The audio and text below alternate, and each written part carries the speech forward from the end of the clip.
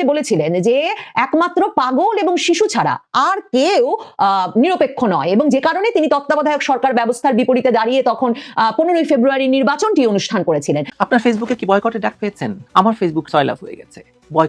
Boycott করতে বলা হচ্ছে, গ্রামীণ বয়কট। গ্রামীণ বয়কট মানে হচ্ছে গ্রামীণ ফোনকে বয়কট, গ্রামীণ ফোন থেকে বেরিয়ে আসা, গ্রামীণ ব্যাংককে বয়কট করা। কথা বলতে এসেছি, তত্ত্বাবধায়ক ব্যবস্থা ফিরেও ফিরল না, এই প্রসঙ্গটি নিয়ে আপনাদের সামনে এই মুহূর্তে কথা বলবো। আজকে আমরা যখন কথা বলছি ঠিক তার কয়েক ঘন্টা আগে বাংলাদেশের সর্বোচ্চ আদালত তত্ত্বাবধায়ক ব্যবস্থা নিয়ে এই সর্বোচ্চ আদালতে একটা রিভিউ ছিল। প্রিয় দর্শক, আপনাকে স্বাগতম নতুন একটি ভিডিওতে। প্রিয় দর্শক, শেখ হাসিনা রায় শুনে বাংলাদেশে যে পরিস্থিতি সৃষ্টি হয়েছে তারই আলোকে আবারও হাজির হলাম কয়েকটি ভিডিও নিয়ে। আপনারা ইতিমধ্যে ভিডিওর অংশবিশেষ দেখেছেন। ভিডিওর অংশবিশেষ দেখে বুঝতে পারছেন আজকে ভিডিওটি কত গুরুত্বপূর্ণ হতে যাচ্ছে। তাই বলবো, ভিডিওটি স্কিপ না করে সম্পূর্ণ ভিডিওটি দেখলে আপনি বুঝতে পারবেন বাংলাদেশের এই মুহূর্তের পরিস্থিতি। চলুন দর্শক, সম্পূর্ণ ভিডিওটি দেখে আসি। মনে পড়ে যায় খালেদা জিয়া যে বলেছিলেন যে একমাত্র পাগল এবং শিশু ছাড়া আর কেউ নিরপেক্ষ নয়, এবং যে কারণে তিনি তত্ত্বাবধায়ক সরকার ব্যবস্থার বিপরীতে দাঁড়িয়ে তখন 15ই ফেব্রুয়ারি নির্বাচনটি অনুষ্ঠান করেছিলেন। সেই কথাটি আপনাদের আবার স্মরণে আসবে যখন আপনাদেরকে আমি এই বিষয়টা জানাবো যে তত্ত্বাবধায়ক সরকার ব্যবস্থা ফিরেছে বটে, কিন্তু প্রধান উপদেষ্টা কে হবেন সে বিষয়ে কিন্তু কোনো মীমাংসা হয় নাই। বাংলাদেশের সংবিধানে তত্ত্বাবধায়ক সরকার ব্যবস্থা অন্তর্ভুক্ত করে আনা ত্রয়োদশ সংশোধনী বাতিল করে 14 বছর আগে অর্থাৎ 2011 সালে দেওয়া রায়টি পুরোটাই বাতিল করেছেন আপিল বিভাগ। প্রধান বিচারপতি সৈয়দ রেফাত আহমেদের নেতৃত্বাধীন 7 সদস্যের আপিল বিভাগ সর্বসম্মতিতে এই রায় দিয়েছেন, এবং এই রায়ে বলা হয়েছে যে নির্দলীয় তত্ত্বাবধায়ক সরকার সম্পর্কিত বিধানাবলী এই রায়ের মাধ্যমে পুনরুজ্জীবিত ও সক্রিয় করা হলো। মানে সংবিধানে ত্রয়োদশ সংশোধনী বাতিলের মাধ্যমে তত্ত্বাবধায়ক সরকার ব্যবস্থা যে বিলুপ্ত হয়েছিল, প্রধান বিচারপতির এই বেঞ্চ বলছেন যে এই রায়ের মাধ্যমে বিধানাবলী পুনরুজ্জীবিত এবং সক্রিয় হয়ে গেছে।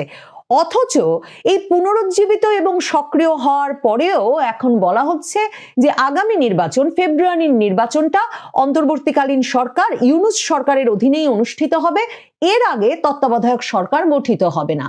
আমি আপনাদেরকে আগেই বলেছিলাম যে এবিএম খায়রুল হকের দেওয়া ত্রয়োদশ সংশোধনী বাতিল করা, তত্ত্বাবধায়ক সরকার বাতিল করা যে রায়, সেই রায়ের রিভিউ চেয়ে বিএনপি, জামায়াতে ইসলামী এবং এই সরকারের সংস্কার কমিশনের যিনি একজন গুরুত্বপূর্ণ সদস্য, ঐকমত্য কমিশনে যিনি আছেন, আলী রিয়াজের কমিশনে সুজন সম্পাদক বদিউল আলম মজুমদার, সেই সুজনের তরফে, তার মানে বিএনপি, জামাত আর সুজনের তরফে ত্রয়োদশ সংশোধনী বাতিল করে দেওয়া রায়ের বিরুদ্ধে আপিল আবেদন করা হয়। এই সরকারের আমলে আগস্ট মাসে করে সুজন আর অক্টোবর মাসে করে বিএনপি, জামাত, এবং তারা ওই রায়ের রিভিউ আবেদন করে। তো তখন থেকেই আমি আপনাদের বলেছিলাম যে আসলে এরা কি চান তার উপরে নির্ধারিত হবে শেষ পর্যন্ত যে তত্ত্বাবধায়ক সরকার ব্যবস্থা এই নির্বাচনের আগে ফেরত আসে নাকি এই নির্বাচনে আগে ফেরত আসার সুযোগ হয় না। অক্টোবর মাসে যখন বিএনপি, জামাত মিলে 2024-এর অক্টোবরে এই রায়ের রিভিউ চেয়ে আবেদন করেছিল, তখন থেকে এই আলাপটা খুব জনপ্রিয় হয়ে উঠেছিল যে ইউনূস সরকারকে একটা তত্ত্বাবধায়ক সরকারের কাঠামো নিতে হবে কিনা আসলে নির্বাচনের আগে। কিন্তু এরই মধ্যে নিশ্চয়ই আলাপচারিতা হয়ে গেছে, কারণ প্রধান বিচারপতি সৈয়দ রেফাত আহমেদ আদালতেই প্রশ্ন করেছিলেন আইনজীবীদেরকেই, এই দলগুলোর নিযুক্ত আইনজীবীদেরই প্রশ্ন করেছিলেন যে কবে থেকে কার্যকর হবে তাহলে, এবং সে সময় বিএনপি, জামায়াতে ইসলামী সহ সকল আইনজীবীরাই এ বিষয়ে একমত প্রকাশ করেছেন যে এই আইন কার্যকর হতে পারবে না এই নির্বাচনের আগে, এটা হতে হবে আগামী নির্বাচনের, চতুর্দশ সংসদের পরে, সংসদ ভাঙার পরে এই আইন কার্যকর হতে হবে। তো যুক্তি হিসেবে জামায়াতে ইসলামীর আইনজীবী ব্যারিস্টার শিশির মনির যেমন সংবাদ মাধ্যমকে বুঝিয়েছেন যে যেহেতু আইন বলে যে সংসদ ভাঙার 15 দিনের মধ্যে তত্ত্বাবধায়ক সরকার গঠিত হতে হয়, আর সংসদ যেহেতু সেই 2024-এর আগস্টেই ভেঙে গেছে এবং বর্তমানে কোনো সংসদ নাই, কাজেই এখন তত্ত্বাবধায়ক সরকার গঠিত হওয়ার কোনো সুযোগ নাই। কিন্তু প্রশ্ন হচ্ছে যে আদালত বলে দিয়েছে তত্ত্বাবধায়ক সরকার ব্যবস্থাকেই নির্বাচনকালীন সরকার ব্যবস্থা হিসেবে গ্রহণ করে আইনটি পুনরুজ্জীবিত এবং সক্রিয় হয়ে গেছে। মানে ব্যাপারটা অনেকটা এমন যে আমি একটা সংবিধান লিখেছি এবং লিখে বলছি যে আমি যদি দেশ স্বাধীন করতে পারি তাহলে এই সংবিধানটি সেদিন থেকে কার্যকর হবে, কিন্তু বলছি সংবিধানটি কার্যকর হয়ে গেছে। মানে ব্যাপারটা এত গোলমেলে হয়েছে যে গোলমেলে বিষয়টা আইনের দৃষ্টিতে দেখলে অনেকটা ডক্টর ইউনূসের সরকার গঠন হয়েছে যেমন একটা গোলমেলে অবস্থায়, যে বাংলাদেশে অন্তর্বর্তীকালীন সরকারের কোনো সাংবিধানিক ভিত্তি নাই, প্রধান উপদেষ্টা কোনো পদই নাই, অথচ সুপ্রিম কোর্ট থেকে নাকি এক রেফারেন্স এনে 106 অনুচ্ছেদে বলা হলো যে এই অন্তর্বর্তীকালীন সরকার গঠিত হয়ে গেছে। এখন নির্বাচনকালীন সাংবিধানিক ভিত্তি সমৃদ্ধ একটি সরকার ব্যবস্থা থাকবার পরেও কিভাবে একটা সাংবিধানিক কোনো ভিত্তি নাই যে সরকারের, যে সরকার সম্পর্কে সংবিধানে কোনো সংজ্ঞা নির্ধারিত নাই, অমন একটা সরকার থাকতে পারেন সে প্রশ্ন। আপনার ফেসবুকে কি বয়কটের ডাক পেয়েছেন? আমার ফেসবুক সয়লাভ হয়ে গেছে। বয়কট করতে বলা হচ্ছে, গ্রামীণ বয়কট। গ্রামীণ বয়কট মানে হচ্ছে গ্রামীণ ফোনকে বয়কট, গ্রামীণ ফোন থেকে বেরিয়ে আসা, গ্রামীণ ব্যাংককে বয়কট করা। ফেসবুকে একটি পোস্ট ঘুরছে, অনেকেই হয়তো লক্ষ্য করে থাকবেন, গ্রামীণ ফোন থেকে বেরিয়ে গিয়ে অন্য কোনো নেটওয়ার্কের সঙ্গে যুক্ত হওয়ার আহ্বান জানানো হচ্ছে। আসুন সে বিষয়ে আলোচনা করি আজকে।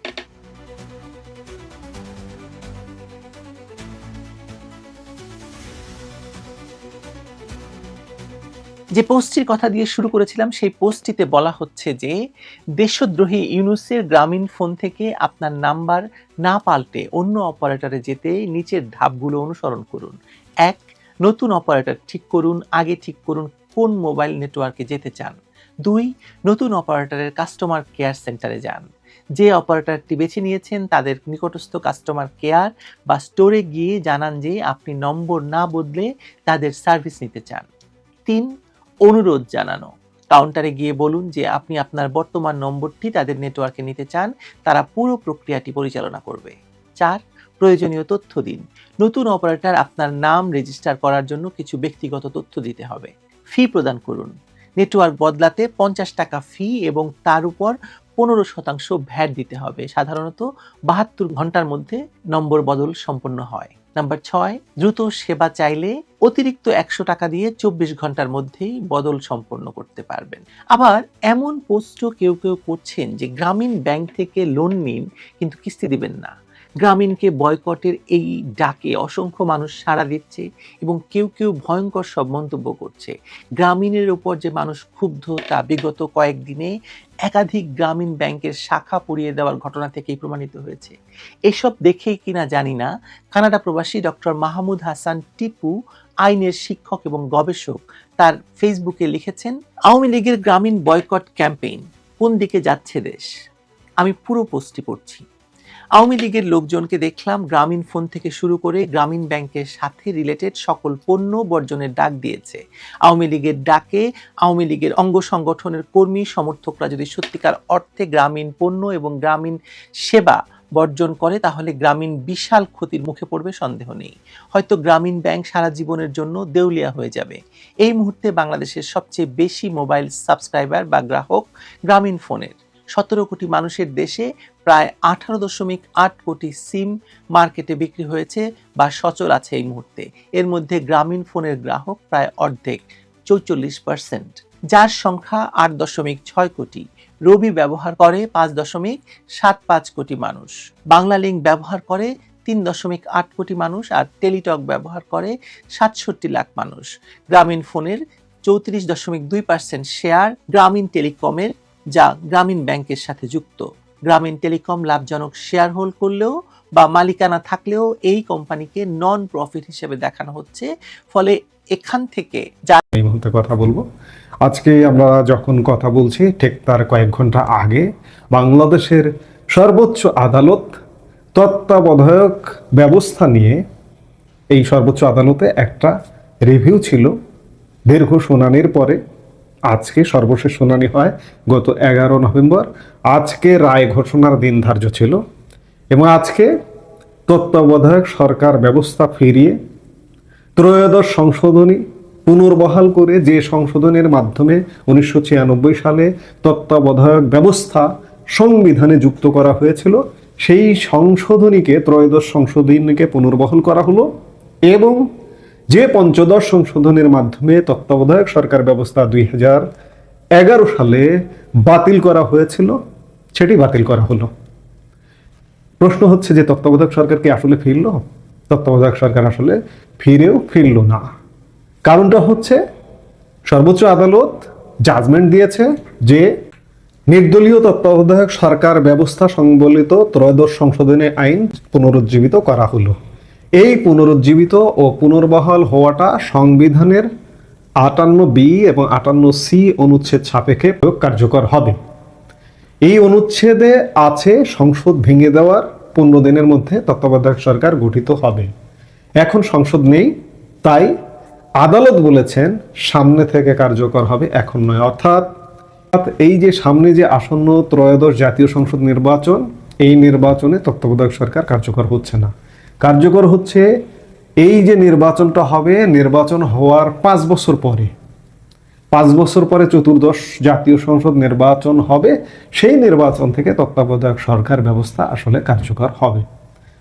আমরা আসলে এই যে রায়টা যে এমনটা হবে এটা আগে থেকেই জানতাম, আগে থেকেই অনুমেয় ছিল। আজকে গত 16 মাসে সত্যিকার অর্থে আদালত কি রায় দেবে, সেই রায়টা আমরা যারা সুস্থ স্বাভাবিক মানুষ তারা তো জানি, পাগল শিশু মনে হয় জানে যে আদালত এই রায়টা দেবে। কারণ এই মুহূর্তে যদি তত্ত্বাবধায়ক সরকার কার্যকর করতে বলে, তাহলে ত্রয়োদশ সংশোধনী অনুযায়ী এখন যারা তত্ত্বাবধায়ক সরকার প্রধান হবেন তাদেরকে বা বর্তমান বন্দোবস্তওয়ালারা মেনে নেবেন না। সর্বশেষ অবসরপ্রাপ্ত প্রধান বিচারপতি তত্ত্বাবধায়ক সরকারের প্রধান হবেন। তিনি যদি অস্বীকৃতি জানান, তার পূর্ববর্তী যিনি ছিলেন প্রধান বিচারপতি তিনি হবেন। তিনিও যদি রিফিউজ করেন, তাহলে আপিল বিভাগের জ্যেষ্ঠ বিচারপতিদের মধ্যে থেকে একজন হবেন।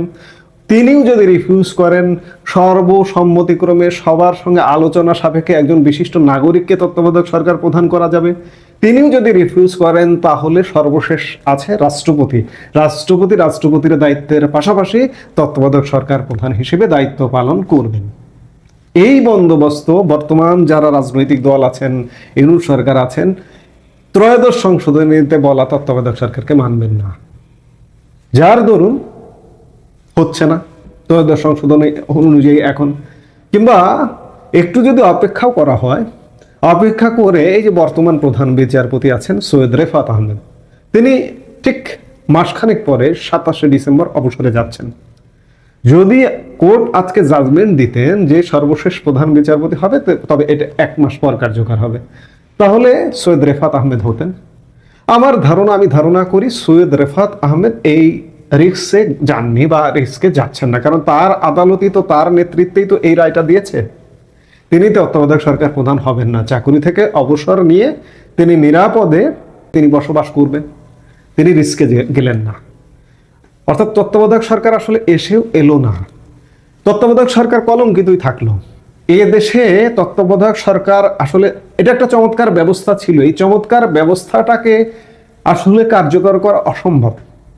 এই ব্যবস্থাটাকে প্রথম কলঙ্কিত করে 2006 সালে বিএনপি জামাত জোট সরকার। সেই সময় তত্ত্বাবধায়ক সরকারের প্রধান হিসেবে নিজেদের লোককে নিয়োগ করার জন্য সর্বোচ্চ আদালতের বিচারকদের বয়স 65 থেকে 67 পর্যন্ত বাড়িয়ে দেওয়া হয়েছিল সংবিধান সংশোধন করে। যার দরুন সেই সময়ের তাদের পছন্দের বিএনপির একসময় নির্বাহী কমিটিতে ছিলেন এমন একজন ব্যক্তি KM হাসানকে তত্ত্বাবধায়ক সরকার প্রধান করতে চেয়েছিলেন বিএনপি। অবশেষে নানা আন্দোলন সংগ্রামের পরে KM হাসান অস্বীকৃতি জানান তত্ত্বাবধায়ক সরকার প্রধান হতে। তারপর জটিলতা শুরু হয়। জটিলতার ফসল আমরা পেয়েছিলাম 2006-07 সালে 111 সরকার। বিএনপি আসলে তত্ত্বাবধায়ক সরকার, বিএনপি এবং জামাত জোট সরকারই তত্ত্বাবধায়ক সরকারকে কলঙ্কিত করেছে। পরে আওয়ামী লীগ এসে দেখে যে এটাকে তো কলঙ্কিত করা যায়, এটা থেকে লাভ কি, এটা থেকে তো পছন্দ মতো লোকজন নিয়োগ করা যায়। আওয়ামী লীগ এসে প্রথমে আদালতের মাধ্যমে 2011 সালে ত্রয়োদশ সংশোধনী বাতিল হয়। পরবর্তীতে ওই বছরই আওয়ামী লীগ সংসদে সংবিধানে সংশোধনীর মাধ্যমে, পঞ্চদশ সংশোধনীর মাধ্যমে এটি বাতিল করে দেয়। বাতিল করে তত্ত্বাবধায়ক সরকার ছাড়াই পরবর্তীতে 2014, 2018, 2024 নির্বাচনটি হয়েছে। নির্বাচন হয়েছে, অন্য দল অংশগ্রহণ করেনি, কখনো কখনো অংশগ্রহণ করেছে, একপাক্ষিক নির্বাচন হয়েছে, বিনা ভোটে এমপি হয়েছে, নানান ঘটনা ঘটেছে। আসলে তত্ত্বাবধায়ক সরকারটাকে বাংলাদেশে কলঙ্কমুক্ত করা গেল না। বিএনপি নষ্ট করেছে, আওয়ামী লীগ নষ্টের ক্ষেত্রে বাদ দিয়ে দিয়েছে। আবার এই যে আজকে আওয়ামী লীগ চলে গেছে ক্ষমতা থেকে, বিএনপি, জামাত বা বর্তমান যে বন্দোবস্ত, যারা 2006 সালে তত্ত্বাবধায়ক সরকারকে কলঙ্কিত করেছিলেন, তারা আবার এখন ত্রয়োদশ সংশোধনী তত্ত্বাবধায়ক সরকার সংশোধনীর মাধ্যমে যে তত্ত্বাবধায়ক সরকারটি এসেছিল সেটি এখনই চাইছেন না। যার দরুন তাদেরই না চাওয়ার প্রতিফলন আজকে এই রায়। ধরুন 5